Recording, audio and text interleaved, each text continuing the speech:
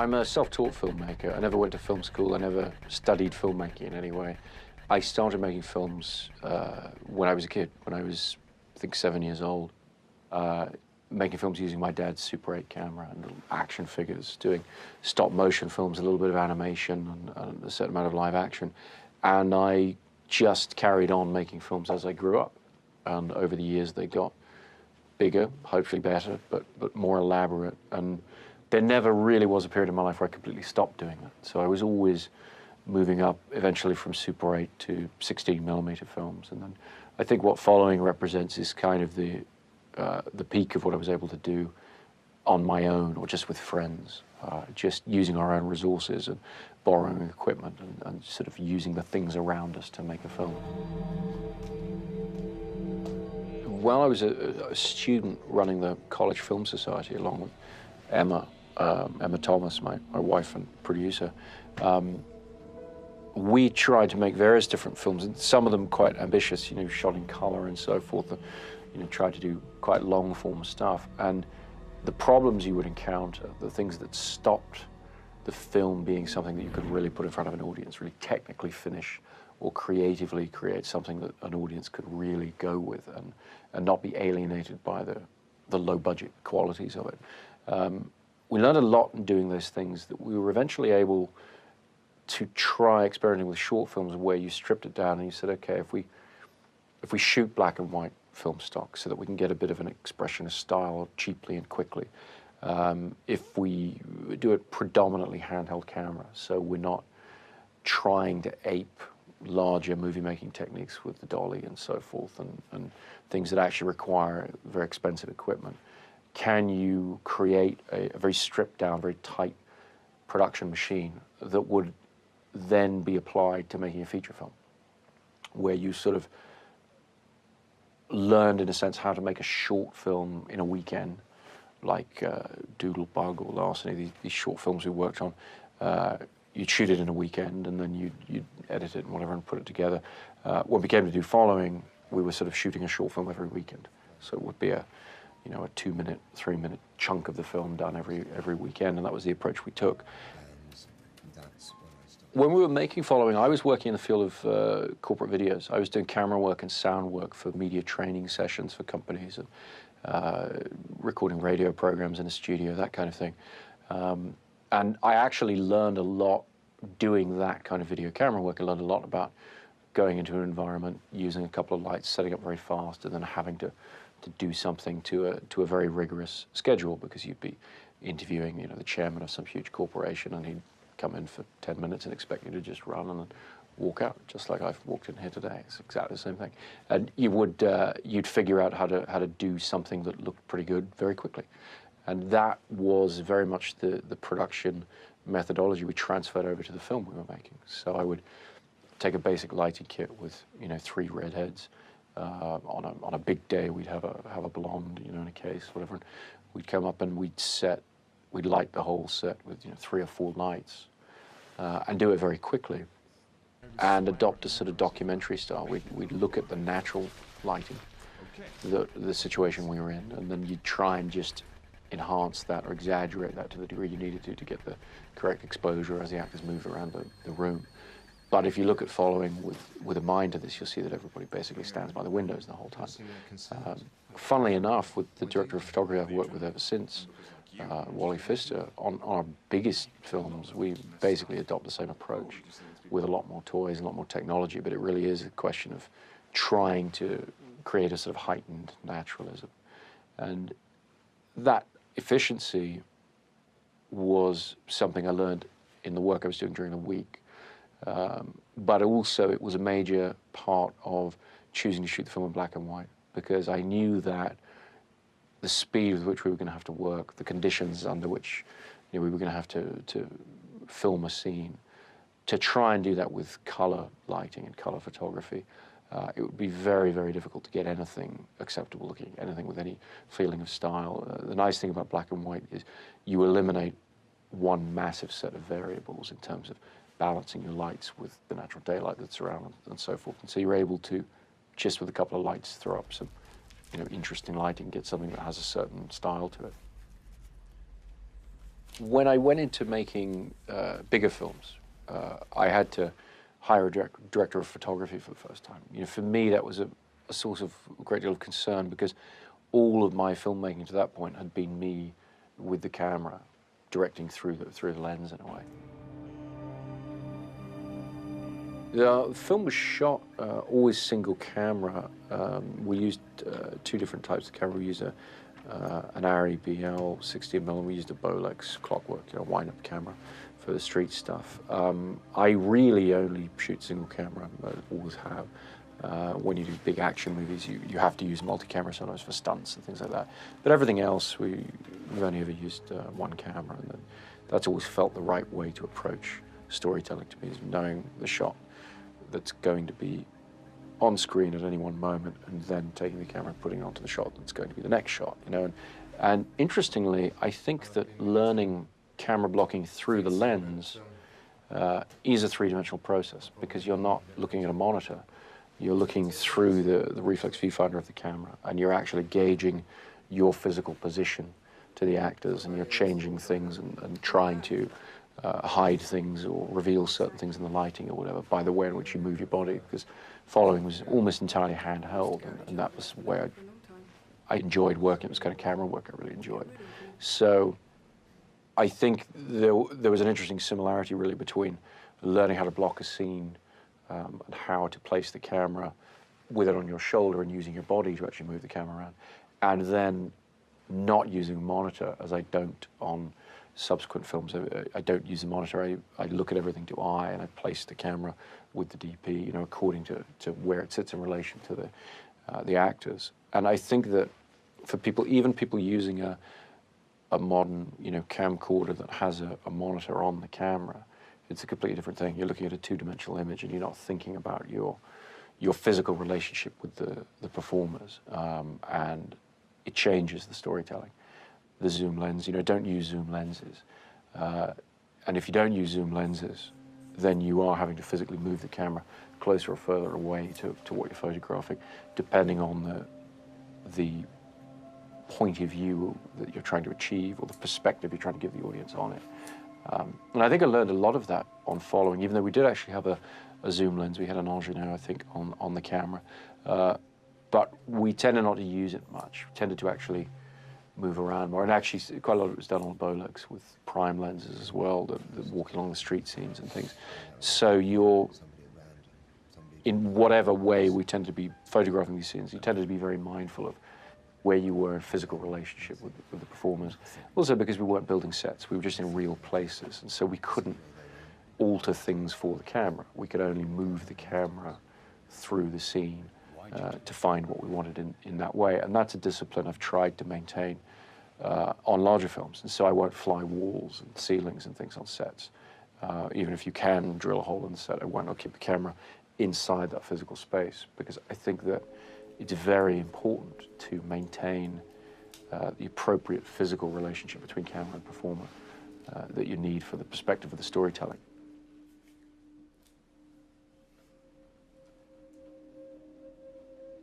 There were several limitations that you put on that we hadn't adhered to in earlier short films. Things like shooting in black and white was embraced as a limitation. It's like, okay, we just can't, even if we wanted to tell the story in color, which, I wouldn't have actually. But even when I was conceiving what the story for Following would be, I was thinking about a black and white film. I was thinking about a film that would all be handheld.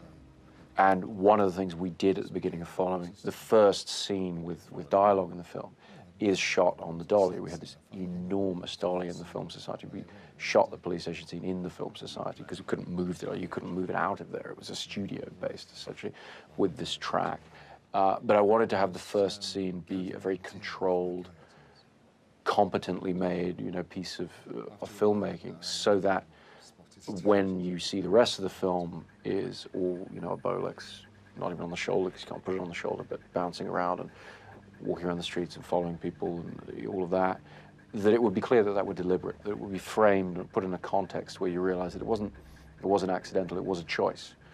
And those choices could be seen as limitations, but we looked at them. I sort of sat down and thought, okay, what are they going to be? and then wrote the script with those in mind very much. And some of them were more esoteric. I mean, I just happened to notice that with no budget films, guns don't work very well, you know, because you can never get the right replica gun. It's never got the weight to it. You can't fire blanks with it. You can't, you know, and so whenever you'd see that in somebody's student film or whatever, it would always seem to give the budget away or seem a bit, you know, whatever. So we used, you know, a hammer instead of a gun because we could do a hammer cheaply and make a rubber hammer that we could, you know, smash the guy's fingers with or whatever. So there are things like that where we tried to identify what are the things that really betray the budget to the audience, what take them out of the film and stop them being able to engage with the film as a story the whole way through. Because all filmmaking, I think, is a balance between technical expertise, the technical expectations of the audience, and then the storytelling. I think that getting a strong technical grounding was very important for me, and learning how to photograph things on film, expose the film correctly, choose the film stocks, those kind of things, has served me extremely well as I've gone on to bigger and bigger films, and frankly had more and more a bewildering array of technical options, things you can buy and so forth, and massive pressure from, frankly, electronics companies and engineering firms and labs and however people are trying to push you.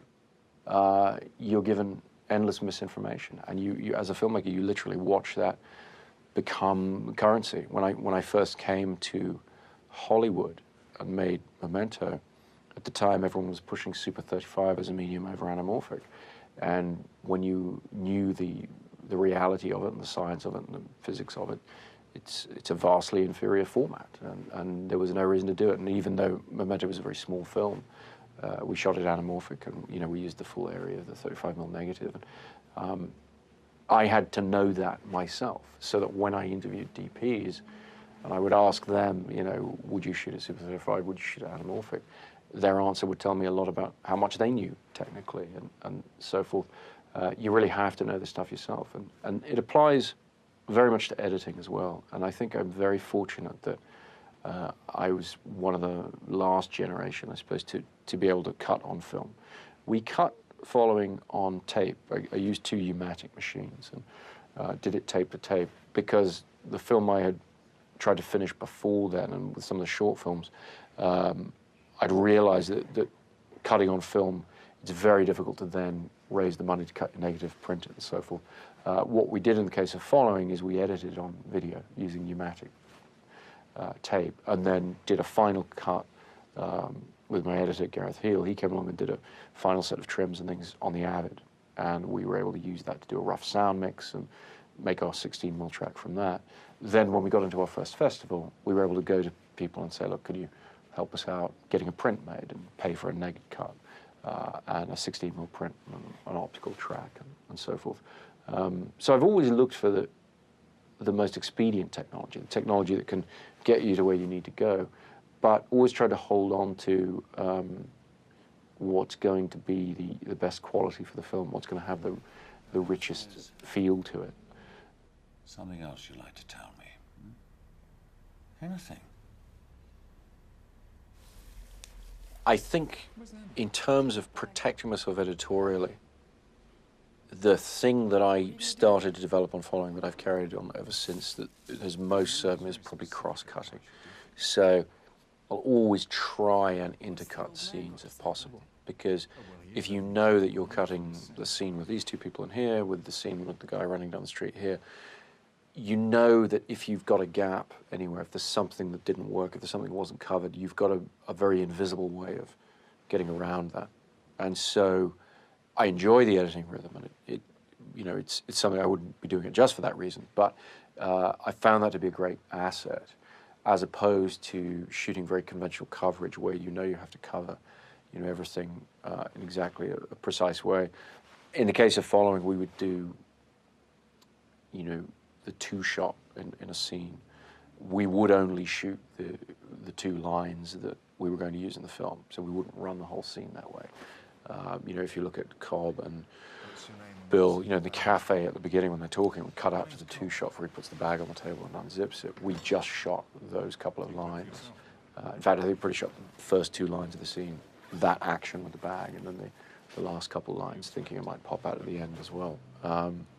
Things like that. But I think that kind of discipline has just been, it's a very efficient, very useful discipline for a director to have to go through that process of really deciding, really cutting in your head as you shoot. I think it's a valuable thing to be able to do, particularly when you get into a tight squeeze at the end of the day, or lights going or whatever, and you really have to suddenly decide. You're not going to be able to cover everything in all the different ways that you'd hoped. You're going to have to decide then and there what's the most important thing.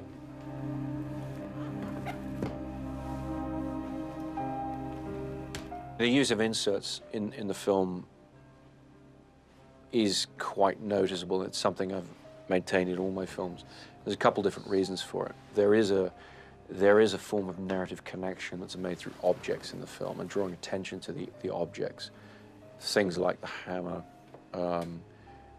some of the connections between scenes as they appear in the film are based purely on those objects, you know, the earring or the hammer or the seahorse or these things, rather than time. And so it became a way of visually linking things.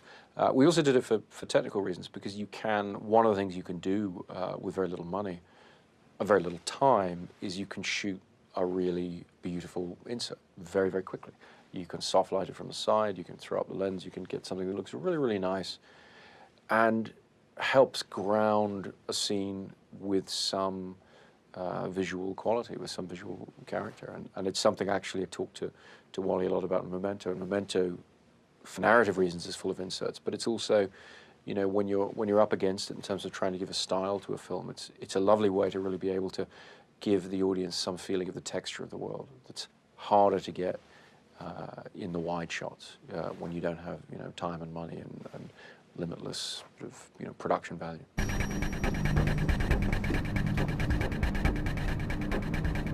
Shit, we shouldn't have come up here. We're gonna have to wait ages to get down again. Here's the way up here.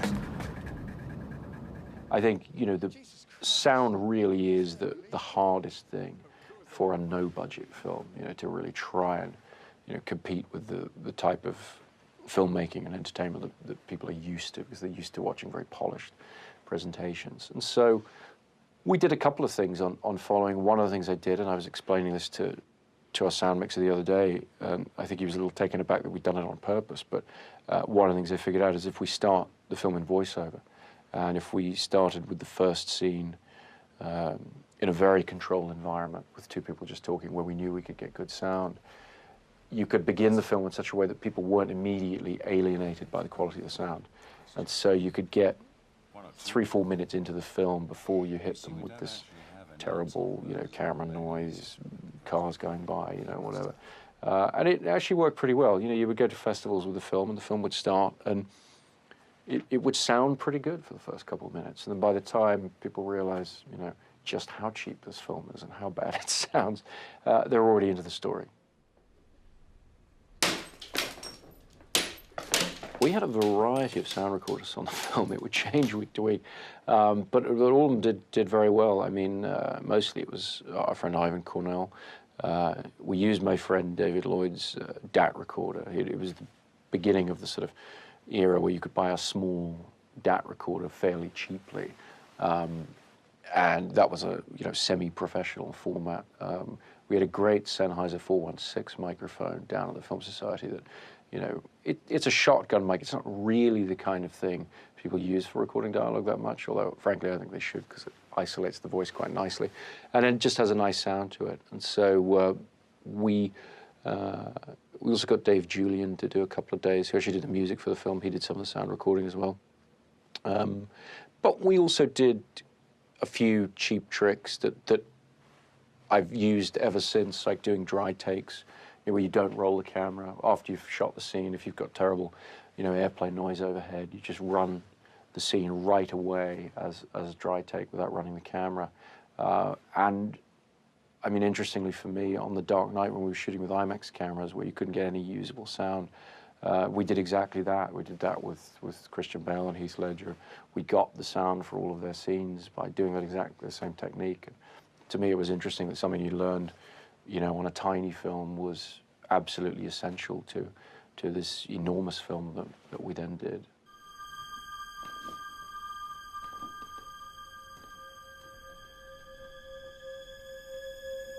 I'd always liked film noir and crime fiction as a way of extrapolating your own life, your own neurosis or whatever, and making it accessible and making it something that people could care about.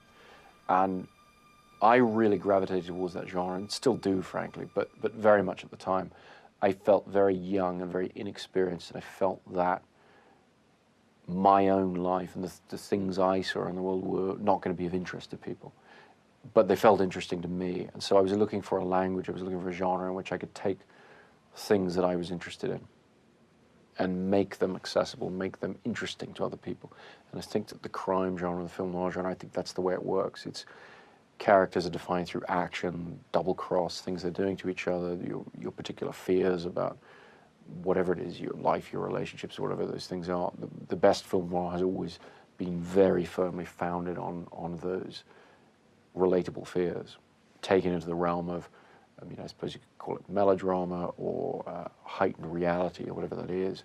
And I felt, as a young filmmaker starting out and trying to do something with very little resources, I felt much more comfortable working in the area of sort of heightened reality that a crime story, that a film noir gives you, and with the black and white and everything. You could push the naturalism of things as far as you could, but the subject matter and the way the story was put together was always within the realm of heightened reality, of a slightly timeless feel we wanted to have to the design of the thing and the way it looked and felt. It actually, working in that genre, and it's certainly something you see Mammoth's work and various other people, but when you're working within that genre, it actually buys you quite a lot of creative freedom to experiment narratively, because you begin the film with a voiceover, you set up a guy in a police station talking to a cop, whatever. The audience knows that you're going to get back to that. They know that they're going to get answers to certain questions. And so you're then able to take quite a few leaps, I think, in terms of comprehensibility or clarity for the audience. You're really able to experiment a bit in between those mileposts of the genre.